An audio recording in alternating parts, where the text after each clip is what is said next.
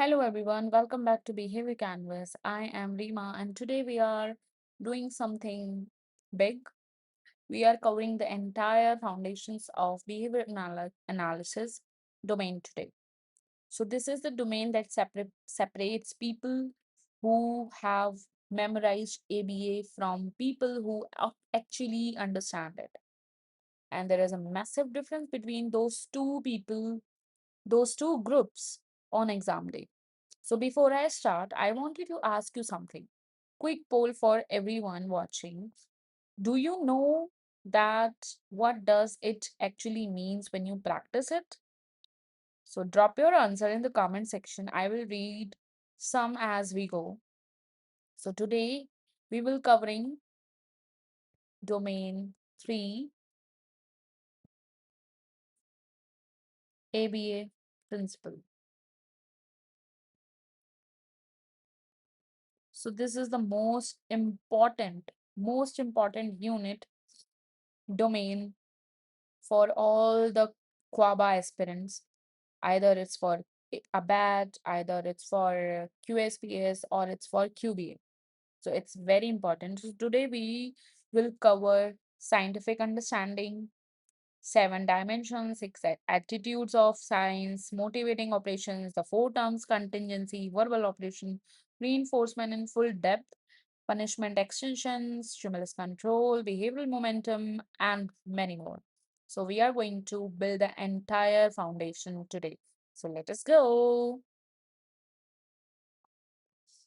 Okay, so we have the section one, three levels of scientific understanding. So let me start with a question. Why does science exist at all? Think about it. Human beings have been watching the world for thousands of years, but watching is not enough. We want to understand, we want to know why things happen, and in behavior analysis, specifically, we want to know why behavior happens.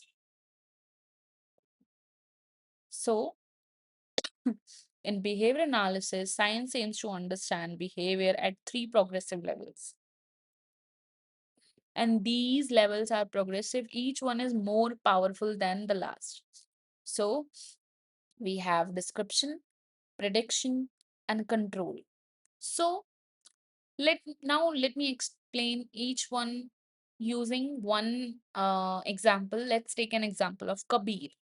Kabir is a boy. He's 7 year old and he goes to the therapy center every day. And he loves the iPad more than anything. Let's write here Kabir, 7 year old boy. And he loves iPad, watch iPad, his reinforcer, and he daily goes to the therapy center. Okay, so now he has some behaviors. He also engages in hand flapping, okay, and especially during free time, free play, and which happen in afternoon only. So we have this example of boy Kabir, 7 year old boy who loves iPad, who loves watching iPad, and and he goes to the therapy center and he engages some behaviors like hand flapping during the free play in the afternoon only. So level one, description. Description means I am simply observing and recording what is happening and no manipulation, no assumptions, uh, no assumptions about why, just what. Okay, so in description, we observe, record behavior as it naturally occurs and it answer what is happening. So we describe the topography, frequency, duration, intensity of the behavior without manipulating anything. So for example, notice the example that I gave you. Kabir engages in hand flapping 15 times per hour during free play. So Now we observed the behavior, we recorded the behavior in frequency 15 times, right? Okay, so so that the so at a descriptive level, I note Kabir flap his hand approximately 15 times per hour during a play. So that is a describing behavior. We are describing a behavior here. Okay. And I'm answering the question, what is happening? It is the answer of that question that we are asking. And we have level 2 prediction. Level 2 prediction means I have watched long enough to notice a reliable pattern, identifying a reliable relationship between variables, and it answer when will it happen, when will it happen. If we notice that Kabir always hand flaps when loud music plays, we can predict the behavior under those conditions. Prediction requires repetitive observation across time and setting. So in prediction, we answer the question when will it happen, under that, under what condition. So here is the thing about prediction, it does not yet prove anything. I might predict that Kabir flaps his hands when the room is loud, and maybe it is actually the fluorescent slides, or maybe it is something else that happened to co-occur with the noise. I cannot tell from prediction alone. Okay, so the level 3, there is a level 3.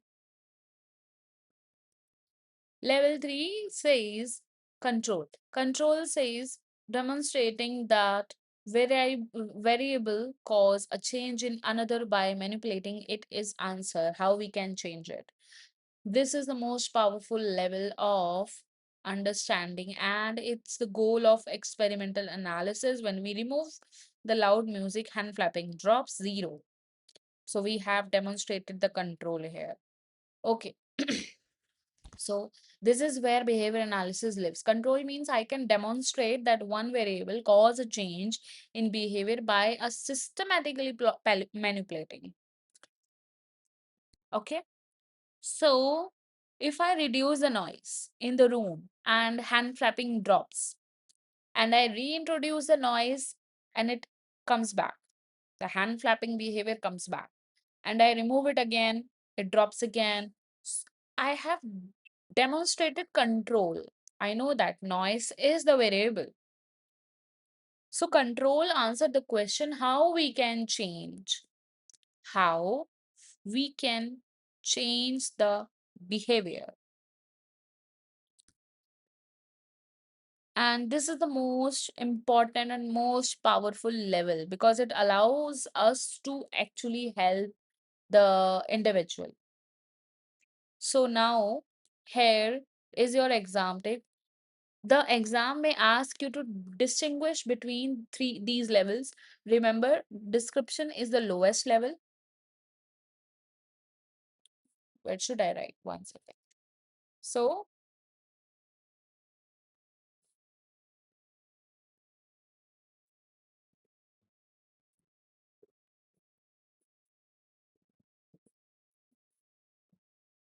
description is the lowest level. Prediction is the prediction. Establish. Establish. Correlation.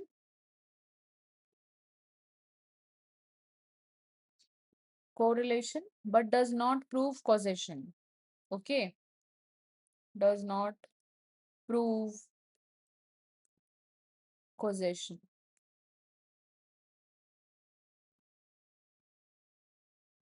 And the third last one is, yeah, control. Control is the only level that demonstrate causation. Demonstrate causation. Now we have the seven dimensions of ABA. Okay, before that, so now if if a study reports that children who receive early ABA intervention have better outcomes than those who do not, which level of understanding does that represent? So you can tell me in the comment section. So I can tell you the answer also. The answer is prediction. It identifies a relationship, but it does not demonstrate that ABA caused the better outcomes. So for that, we need experimental control. That is why we do function analysis. And that is why we use the reversal design and the multiple baseline designs. So we are pursuing the highest level of scientific understanding. So now we have let's do the six attitudes of science first. And then we will move on to the seven dimensions of ABA. So we have, okay, so we know that science tries to do, now let's talk about how scientists think, because attitudes matter as much as methods. Okay, so there are six scientific attitudes that guides behavior analysts. I want you to think of these not as list of memorize but as a way of being.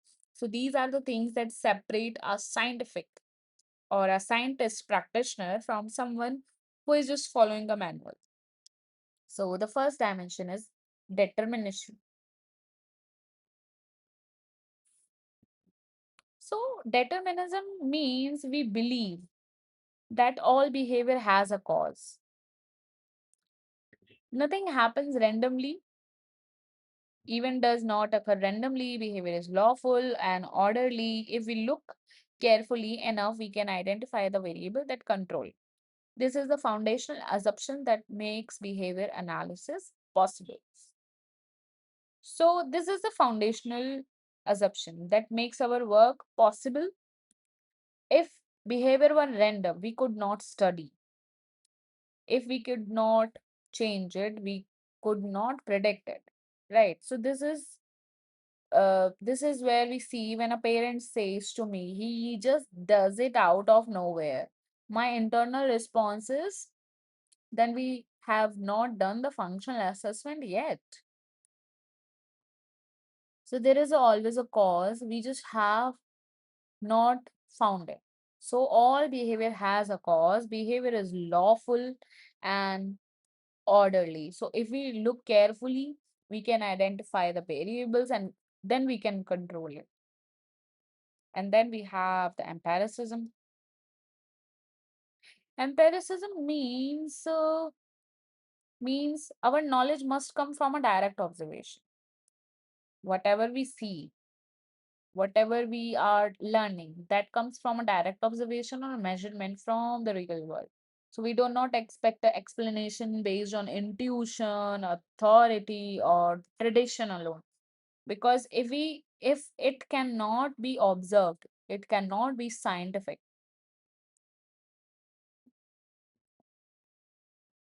So it comes from the data only. So that's why we take data. That's why we take data, because uh like not because of we are just we are just filling the boxes, we are just completing the check box or box stickers, but the data, the data tells us like how we know what is actually happen as opposed to what we think is happening. Okay, so our perception is full of bias, but data keeps us honest. So, if you are ABA practitioner, you should take data. So, for example, let's take an example of Kabir only. So, when a teacher tells me Kabir's behavior is getting worse, I want to see the frequency graph. When a parent says Kabir is doing great, I want to see the acquisition data. Empiricism means we verify everything. Now we have the next thing, experimentation. So, experimentation, the best way to identify cause is to systematically manipulate variables and observe the effects. We do not merely watch the world, we actively test our hypothesis through controlled experiments. So, we do not just observe the world, we manipulate variables to test our understanding. So this is what distinguish science from journalism. A journalism describe what is happening, okay, but the science change something and observe the effects. For example, the functional analysis is the experimental attitude in practice. So we systematically manipulate the antecedent, and then we, okay, why my pen is not working? Okay. So, um, yeah, I was talking about function analysis. So, function analysis is the experimental attitude in our practice. So, we systematically manipulating the antecedents, and then we are manipulating and consequences to identify like what behavior is occurring, or that this is called experimentation. Okay. And then we have replication. Replication. Replication means a finding must be reproducible. If an experiment cannot repeat it and produce the same result, the original finding is suspect, and replication both confirms finding and extend them to new population settings. So, a finding that cannot be replicated is not a finding. It is a fluke. Scientific advances through repetition. If I demonstrate that particular intervention reduces Kabir's tantrum, that finding must be reproducible by me in a different session, by another therapist, or in a different setting. So, this is also why we use single subject research design. This is why we use single subject research design, because it's like ABA use multiple baselines, repetitive measurement. We can replicate the effect within the experiment itself only. And next we have parsimony.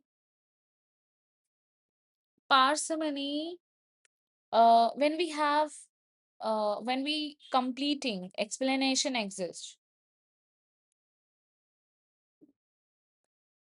or we choose the simplest one that accounts for the data.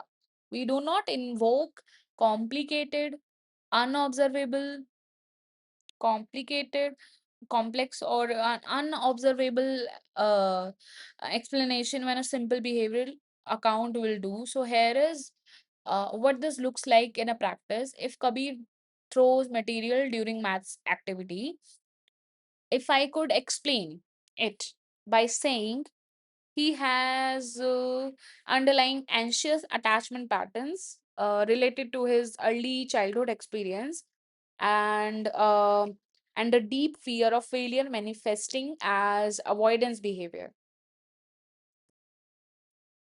Or I could say maths activity have a history of leading to correction, which is aversive, and throwing material reliably produce escapes from maths, or escape is reinforcing, or throwing is maintained by a negative reinforcement.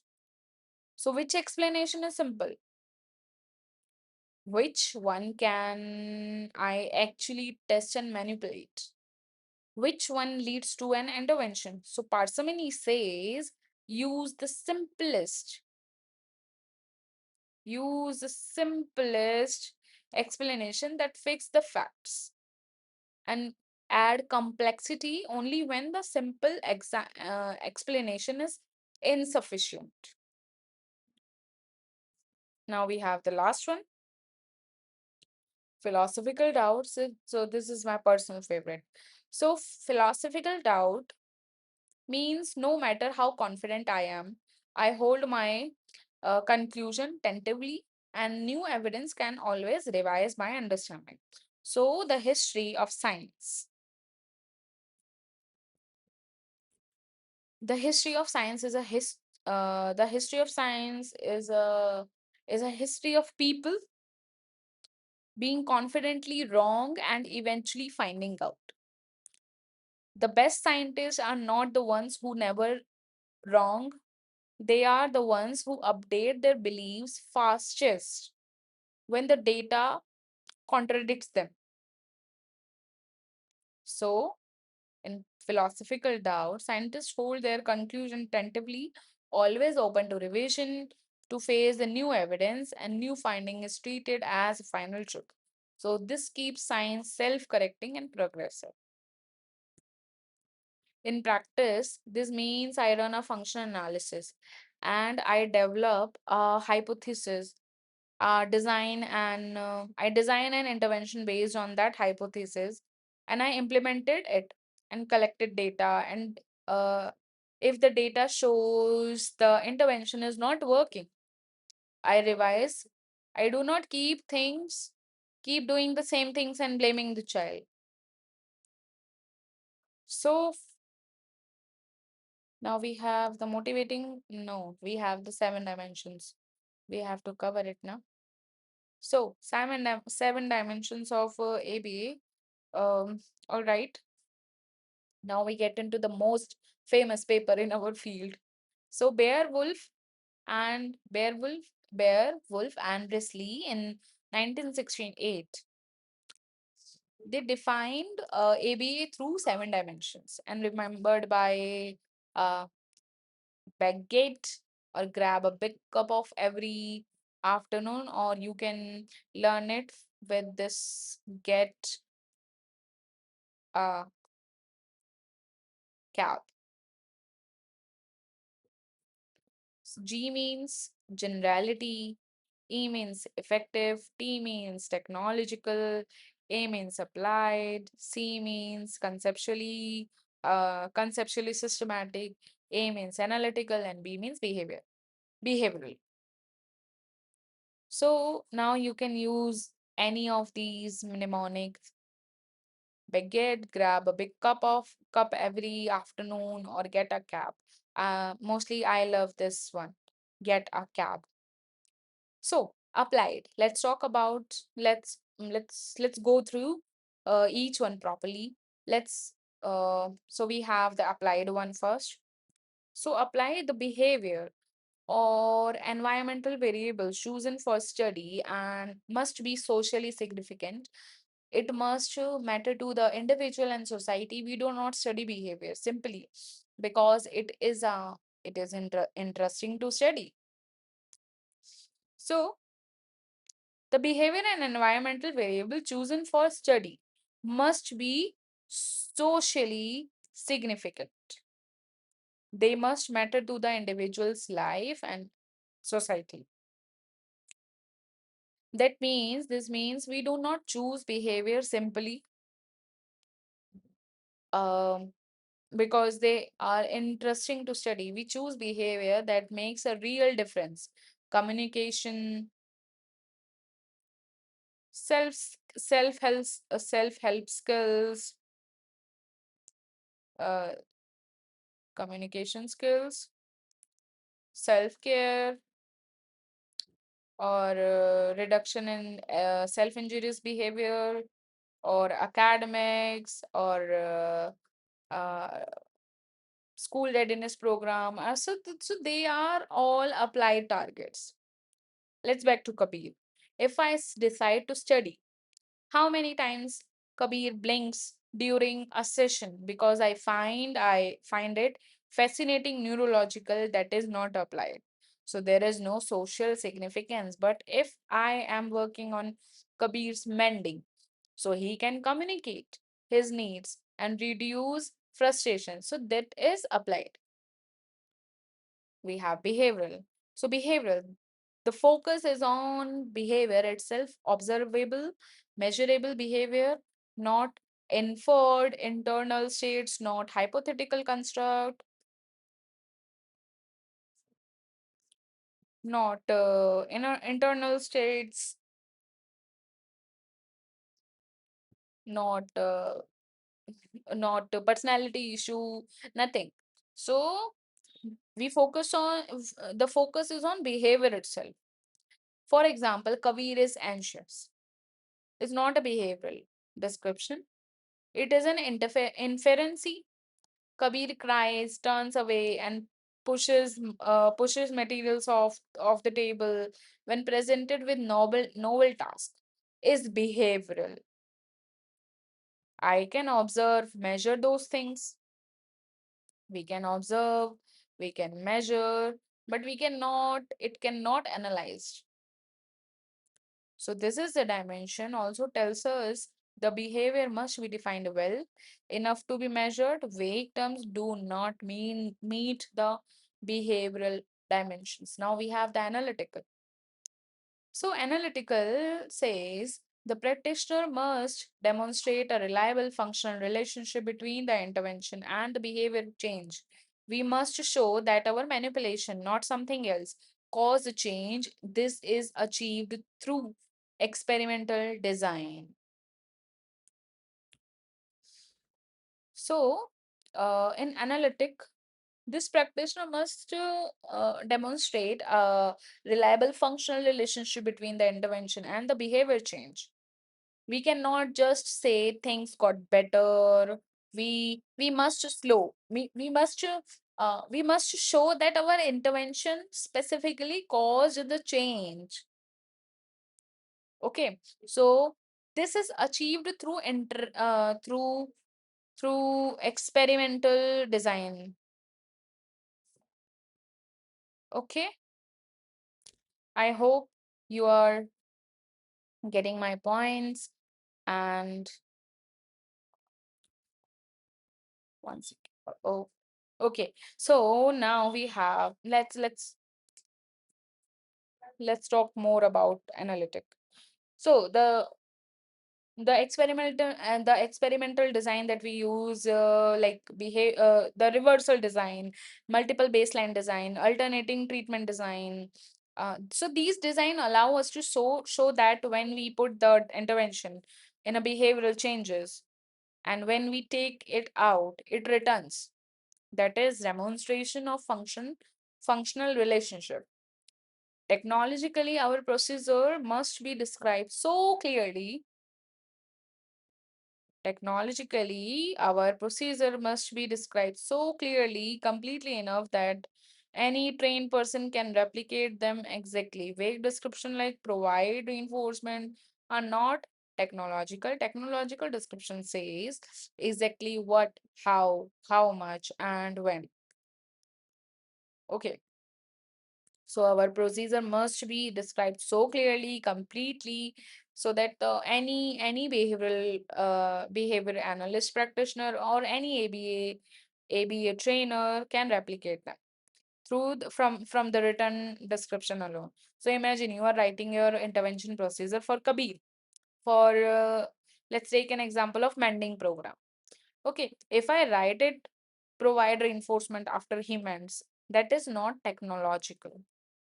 Which reinforcer, how quickly, how much, under what antecedent condition, or what exactly is the prompt hierarchy. So technological description leaves nothing to interpretation.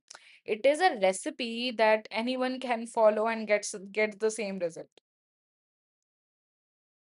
Now we have the conceptually systematic. So conceptually systematic, all procedure must be derived from and described in terms of basic behavioral principle. We do not invent arbitrary techniques.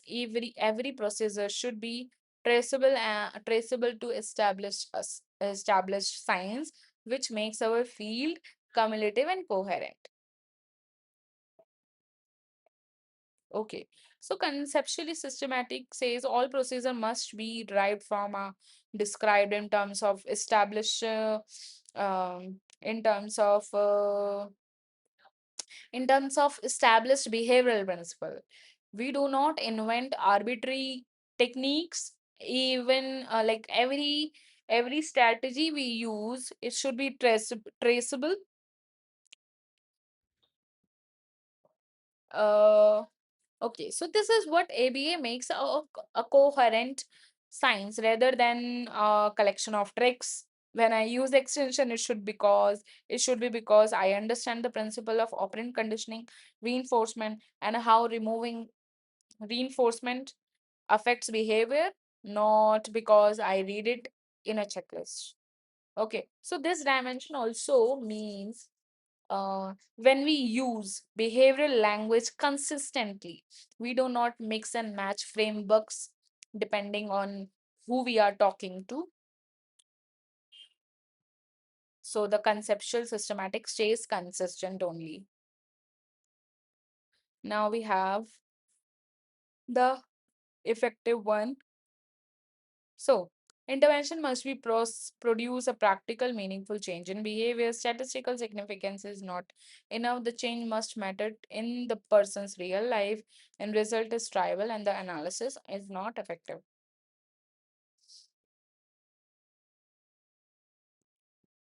Okay, so let's take an example of Kabir only. If I reduce Kabir's tantrum from 40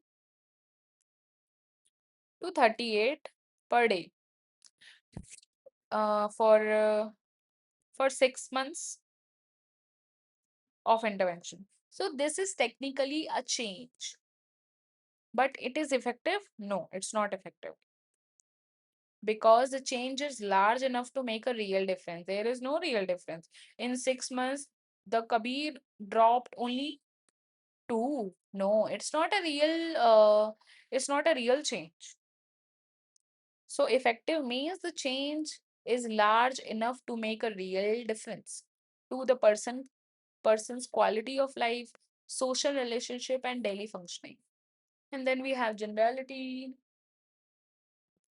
Generality. So let's talk about generality. Behavior change must extend across time, setting, people, and related behaviors that we are not directly trained. A change that only occurs in therapy room with one therapist has limited generality and limited value. Okay, so the behavior change must be extend across time, people, settings, and related behaviors. Let's take an example of Kabir only. Uh, Generality. Okay, so a skilled learned only with one therapist in a room at one time, one one at one time of the day is fragile and functionally limited. Okay, and generality means if Kabir can ask for the iPad from the therapist, so he should be able to ask for the iPad for anything from his parents also, or at any place. Maybe it could be the restaurant or school or any place or in different timing. So that is generality. So generality is programmed, not assumed. We use multiple exemplar training, train in the natural environment, involve multiple communication partners, and systematically expand the stimuli across settings. So now I'm going to give you one exam tip. So the most commonly asked about the dimensions are analytical, technological, and effective. Okay, so know the difference between technological, analytical specifically. So technological is about how clearly clearly the procedure is described, and analytical is about demonstrating a functional relationship between the intervention and the behavioral change. Okay, so because these are often confused. Now we have Okay, so we have so many things to do.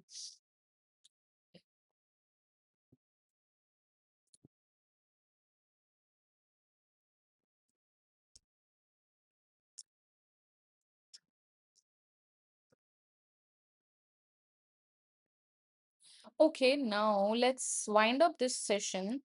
Um, because we cannot just mug up things like for with a long video.